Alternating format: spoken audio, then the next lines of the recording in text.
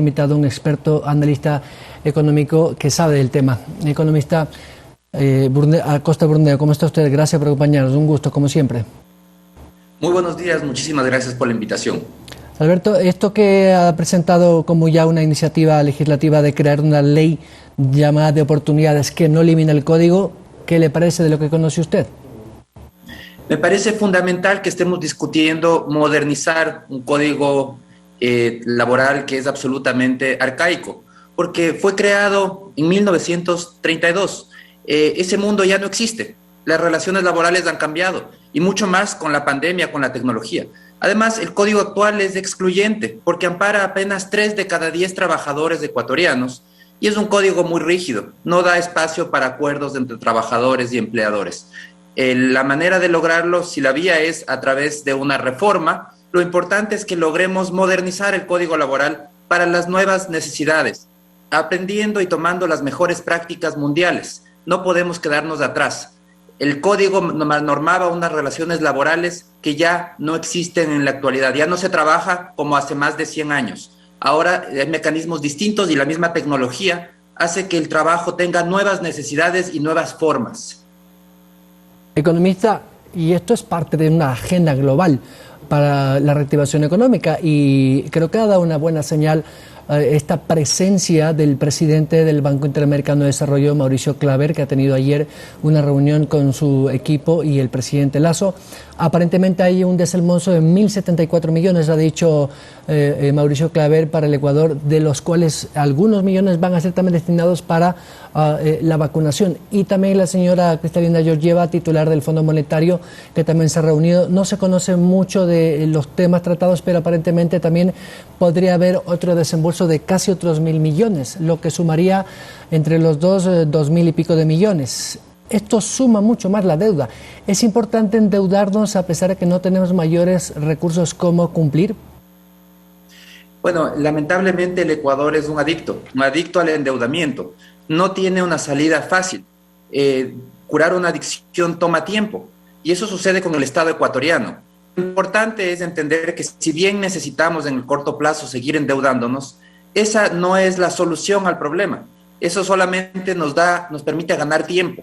La solución al problema es crear una cultura de eficiencia en el gasto público. ¿Qué significa esto?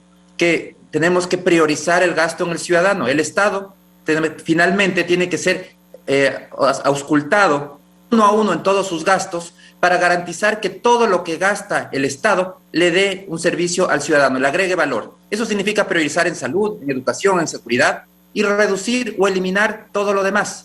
Necesitamos calidad en el gasto y transparencia en el gasto, cero corrupción. Ese es el desafío. Entonces, la corrección de los problemas fiscales no viene por el lado de pasarle la cuenta al ciudadano vía más impuestos, tampoco viene por el lado de endeudarnos indefinidamente. Es necesario el endeudamiento en el corto plazo, pero tenemos que trabajar en los correctivos, en el origen de la enfermedad. Y el origen de la enfermedad está en un Estado que se ha dedicado a hacer de todo, pero que sirve poco al ciudadano. Necesitamos que el Estado esté al servicio del ciudadano, priorizando gasto en aquello que sí le cambia la vida al ciudadano y dejando de hacer todo aquello que no le cambia la vida al ciudadano. Economista, y evidentemente este déficit fiscal, que es parte de organizar la casa por dentro, algunos dicen que son 6.000 millones. El ministro Pozo, el ministro saliente, había dicho que más o menos estaba en 8.000 y que ellos han bajado a 6.000. Pero he escuchado a algunos colegas suyos analistas que decían que este déficit podría ser mucho mayor, que no hay unas cifras claras. Estamos hablando más o menos de 6.000, otros hablan de 8.000 millones. ¿Cómo podrá hacer la lección y cumplir bien sus objetivos el gobierno ecuatoriano para disminuir este déficit fiscal, pero también reactivando el empleo o reactivando la economía sin más impuestos? La salida es cambiar la pregunta. La pregunta hasta ahora ha sido, ¿de dónde consigue el Estado más recursos? Esa no es la pregunta correcta. La pregunta correcta es cómo utiliza eficientemente los recursos que tiene. Y en eso se ha hecho muy poco. Se ha trabajado durante muchos años, varias décadas, en mejorar la cultura de pago de impuestos. Y eso está muy bien, pero tenemos que ahora trabajar en mejorar la cultura de la eficiencia del gasto público. Y ese es el desafío, y ese es el desafío de este nuevo gobierno, poder revisar uno a uno todos los gastos y ver que se agreguen valor. Esa es la única salida, no tenemos otra alternativa, no podemos seguir sosteniendo los ciudadanos en medio de la pandemia, golpeados por toda la situación tan compleja que hemos vivido, y que nos pidan que nosotros seamos quienes sostengamos a un Estado obeso, que no se enfoca en lo que debe, que quiere hacer de todo, que tiene los sombreros de todas las profesiones, porque en todas las profesiones está metido. Es empresario de trenes, de aviones, telecomunicaciones, banquero, minero, petrolero, lo que usted quiera, el Estado está metido en todo. Pero a lo importante, lo que nos cambia la vida a los ciudadanos, la salud pública no tiene calidad, la educación pública no tiene calidad, hay grandes falencias. Entonces, eso es lo que se debe cambiar, y la única manera de cambiar es priorizando, igual que una familia. No se puede gastar en todo. Si gasto en todo, el dinero no me alcanza para nada. Lo mismo le sucede al Estado. Entonces, lo que dijo el presidente Lasso podría ir un poco en esa línea que usted comenta, lo dijo en un foro internacional este sábado, antes de su posesión. Vender el Banco del Pacífico, concesionar parte de los negocios de CNT y las 3 refinerías. ¿Por ahí podría ser parte de esta solución? Es parte de la solución. Hay que estar muy claros. Concesionar no es privatizar. Concesionar es solamente entregar la administración de un bien, pero el Estado retiene la propiedad. La ventaja de la concesión es doble. Por un lado, se traen capitales para poder invertir, capitales que no tiene el Estado. Y por otro lado, la siguiente ventaja es el conocimiento. El concesionario trae tecnología, trae conocimiento para poder mejorar la actividad. Como resultado, el Estado recibe mejores rentas, mayores rentas. Entonces tenemos que ir hacia esa vía, concesionar los activos del Estado, y que el Estado se enfoque y ponga todos sus esfuerzos y esos recursos de las concesiones, que no son privatizaciones, es solamente entregar la administración, no la propiedad, utilizar todos esos recursos para destinarlos a lo importante, a lo prioritario: salud, educación, seguridad. Ese es el gran desafío, y creo que es una alternativa en un entorno en donde el Estado ya no tiene recursos para seguir gastando en todo. Nunca debió haberlo hecho. Fue un error pensar que el Estado podía gastar en todo. Se desenfocó el Estado y tenemos ahora un Estado que hace de todo, pero que lo importante lo hace mal.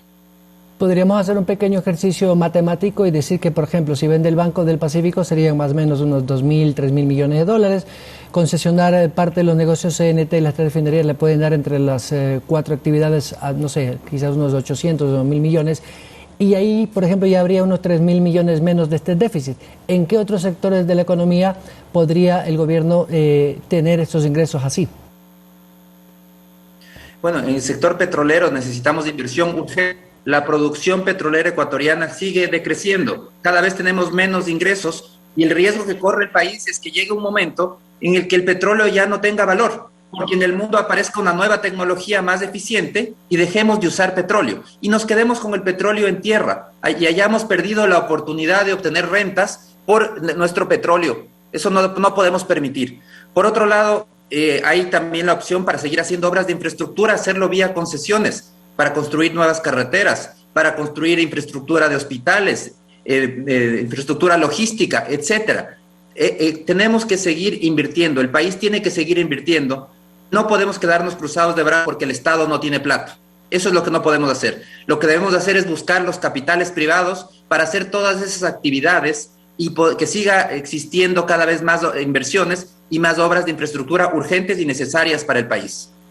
¿Cree usted que esto que dijo el presidente en su campaña, y que me imagino lo hará público ya en una decisión de gobierno, el de enviar proyectos para reducción de impuestos, como por ejemplo del IVA o el impuesto a la salida de divisas, una regulación hacia la baja, o por ejemplo los impuestos al turismo en 4 feriados, ha dicho puntualmente?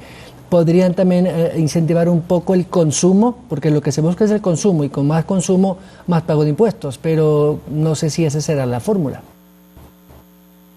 Realmente la fórmula, lo que hay que incentivar es la inversión.